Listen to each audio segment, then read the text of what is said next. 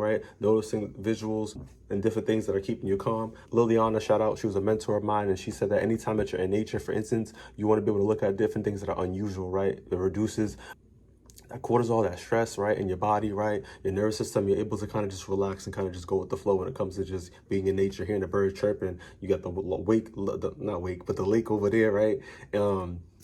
Got the trees, you know what I mean? Like, there's just so many different things going on, right, in your environment. And the leaves on the trees, everything's just different, right? Nothing is the same. That's the unique thing about life, right? Is nothing's going to be the same. Even when the snowflakes come down, like, they all of them are different.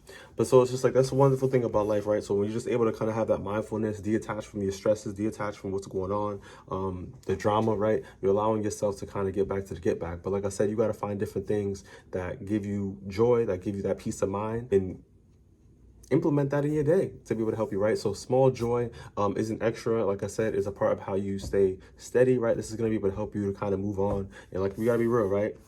We have our sunny days, we have our dark, gloomy days, right? It fluctuates. Like, life is not cane lane, as I used to be saying, right? But in a real way, we got to be able to take that in consideration.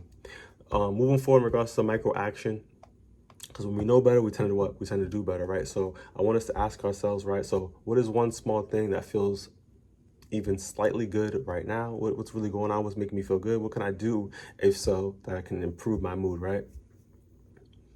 I want you to take in consideration, right? Do it without multitasking. Really just kind of just, get yourself to that moment to really focus on giving yourself that peace, that joy, that hope, that ability to kind of, like, that reset, right? So just be real, you know what I mean? Because I think that some people out here, sometimes even myself, we multitask, we got too much going on, and you're not really gonna be able to enjoy that moment because you're multitasking, you're doing too much, right?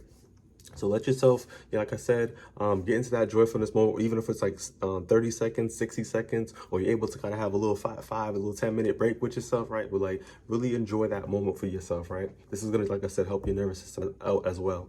Give yourself that, like I said, your nervous system one moment at ease a day, right? Even today, right? With that purpose, like I said, this will be able to help you, like I said, get more grounded, but at the same time, to give yourself small ways of joy for your nervous system. But pulling this video together, I really want us to take consideration that you don't have to wait for life to be good, get good, to get these experiences. You're able to give that to yourself. So like I said, find things that make you happy. Give yourself that joy. This is something, like I said, we have stress, we have our relief, we have our problems, we have our pain, we have our trauma, we have so many different things going on. We have to be real with ourselves, right? But when it comes to our personal development, this is the good part about it. We're able to look at positive strengths, good things, positivity, right? To really help give ourselves the medicine that we need to kind of heal ourselves in a way, right? So everybody's going to be